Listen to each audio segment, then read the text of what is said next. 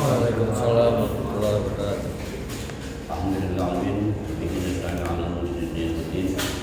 Wassalatu wassalamu 'ala sayyidina Muhammadin wa 'ala alihi washabbihi ajma'in. Allahumma subhanaka la 'ilma lana illa ma 'allamtana innaka antal 'alim. Wa la hawla wa la quwwata illa billahil 'aliyyil 'azim. Rabbi shrah li sadri wa yassir li amri wa hlul 'uqdatam min lisani yafqahu qawli. Allah Ta'ala berfirman, "A'udzu billahi minasyaitonir rajim. Bismillahirrahmanirrahim. Kalladzina sabaqat wa mustaqna inna rabbaka ta'ala. Ara'aita alladhi yanha 'abdan idza shalla, ara'aita in kana yusalla amma tasbih." Saudara sekalian, jemaah Allah Subhanahu wa taala, alhamdulillah. Dan Allah Subhanahu wa taala sampai hari ini kita masih dapat beribadah kepada Allah Subhanahu wa taala. Mudah-mudahan semoga ibadah kita baik maupun menikmati di hadapan Allah Subhanahu wa taala. Dosa kita, dosa keluarga kita, orang tua kita dan semuanya yang mudah Allah Subhanahu wa taala. Kita diberikan rezeki yang berkah, yang halal beribadah, dijauhkan dari segala macam bala dan musibah. Mudah-mudahan kita semua meninggalkan karya husnul khatimah. Dan salam semoga dicurahkan salam pada junjungan Nabi kita Muhammad SAW. Mudah-mudahan orang yang dapat jasa ini menjadi syafaat di hari kiamat yang akan datang, yang membantu kita yang bisa hari pertimbangan nanti, yang sholat kita yang nggak seberapa untuk diterima juga, puasa kita yang nggak seberapa, baca Quran kita yang nggak seberapa, kalau dari kategori berbatas agama jauh. Mudah-mudahan dengan kecintaan kita kepada Rasulullah dengan cara bersalawat dan mengikuti sunnah-sunnahnya menjadikan nanti kita mendapat syafaat di hari kiamat yang akan datang. Pada saat sekarang masih banyak orang mengaku cinta Nabi, namun amal sunnah Nabi jauh. Amal sunnah Nabi jauh. Mudah-mudahan kita termasuk orang yang mengikuti sunnah beliau hingga hari kiamat yang akan datang. Para jemaah sekalian, kita melanjutkan kajian kita yang kemarin. Kemarin kita sudah bahas tentang surat Al-Alaq ayat 6 yang kemarin ya. Kalla innal insana la yatgha ar-ra'ahu istaghna inna ila rabbika ruj'a. Mereka sudah bahas tentang itu, bahwa setelah manusia diciptakan oleh Allah Subhanahu wa taala, Allah pasti bekal manusia dengan berbagai macam pengetahuan, dengan berbagai macam pengalaman, dengan berbagai macam materi. Setelah mereka memiliki apa yang menurut mereka cukup, mereka layak go. Kalla innal insana layak go. Nantinya akhirnya manusia banyak yang bahwa apa tuh melampaui batas. Kenapa melampaui batas? Kenapa tokoh? Karena apa tuh? Arwahus dagna. Karena mereka istagna. Istagna itu asal kata goni. Goni itu artinya tidak perlu. Jadi istagna itu dia merasa tidak perlu pertolongan orang. Jadi tidak selamanya istagna itu diartikan orang kaya. Ada orang-orang yang walaupun secara ekonomi miskin, tapi dia nggak butuh pertolongan orang. Dia merasa mampu dengan apa yang dia miliki. Dengan kesombongannya dia nggak mau ditolong oleh orang lain. Merasa kuat nggak mau dibantu, merasa kaya tidak mau diberi, merasa pintar tidak mau dinasehati. Jadi lebih cenderung kepada sifat-sifat negatif. Karena dia merasa istagna. Maka Allah disebutnya Al-Ghani. Allah itu maha kaya karena Allah nggak butuh. Allah nggak butuh pertolongan yang lain karena Allah maha cukup, ya, maha segalanya.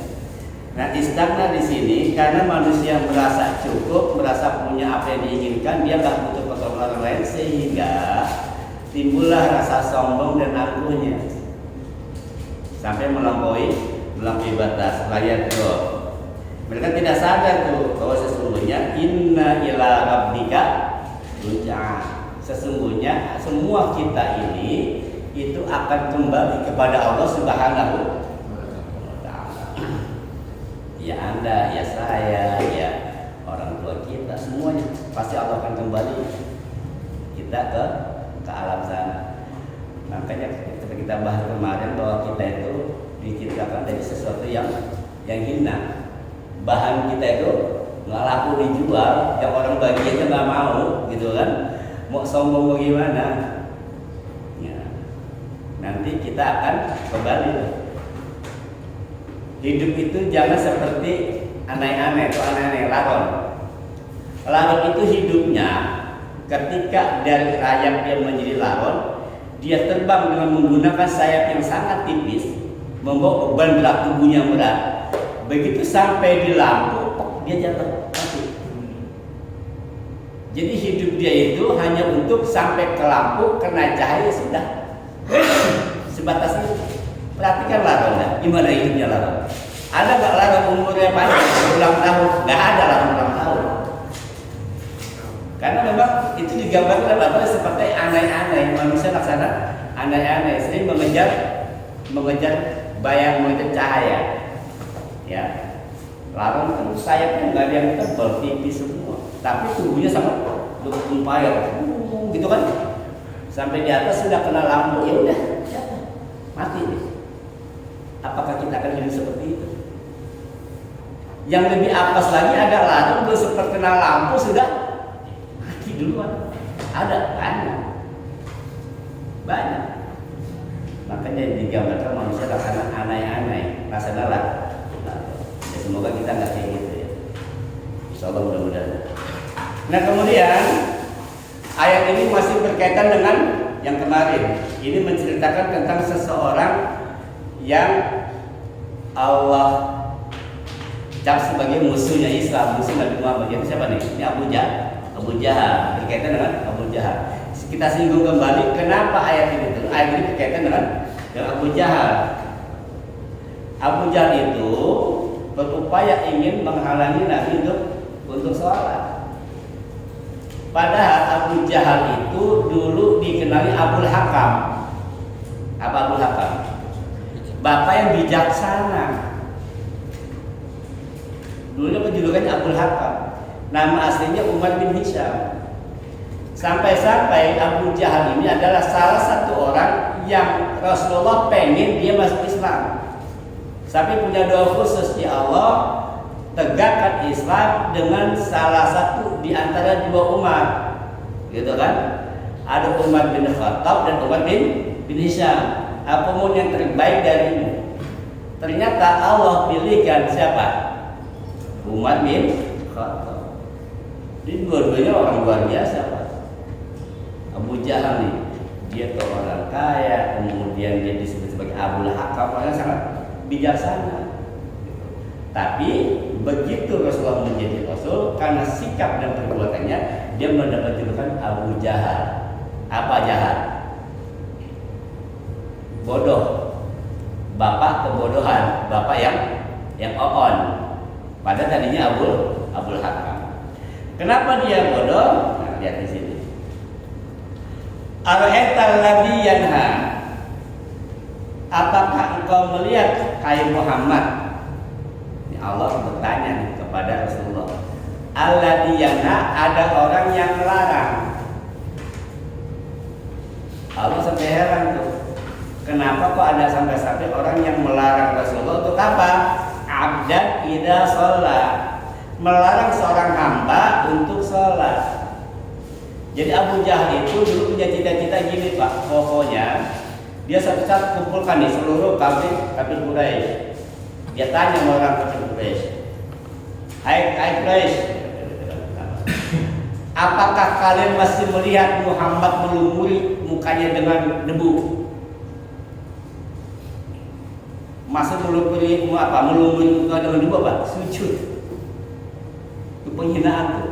Jadi kalau ada orang yang menghina sebuah ibadah, ini cikabakannya.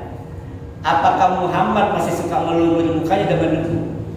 Sama kalau ada orang nanya, masih suka tonggeng-tonggeng enggak? Sholat dibilangnya tunggang-tunggi, sama. Dapat kata Abu Jahal. Jadi kalau ada orang masih suka tonggang-tonggeng, itulah titisan Abu Jahal.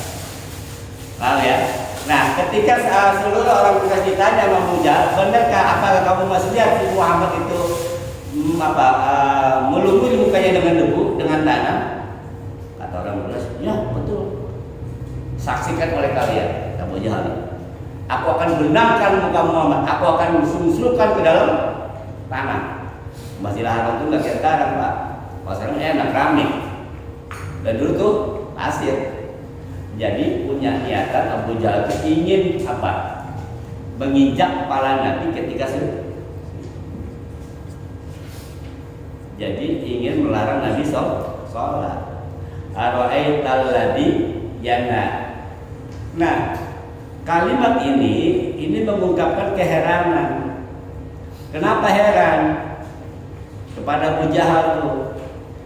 Alasan pertama, karena kita ketahui bahwa Abu Jahal itu adalah salah satu orang yang awalnya diharapkan oleh Rasulullah untuk menegakkan syariat Islam. Tapi sebaliknya justru malah memusuhi Islam. Itu yang pertama. Heran maka orang yang tadinya diharapkan untuk masuk Islam, ternyata justru malah menghancurkan Islam. Kan ada tuh di masyarakat, ya kan, lulusan pesantren, lulusan kampus ini, kampus itu dengan kecerdasan dan kecendekiawannya bisa membangun masyarakat. Begitu pulang kampung malah jadi sampah masyarakat.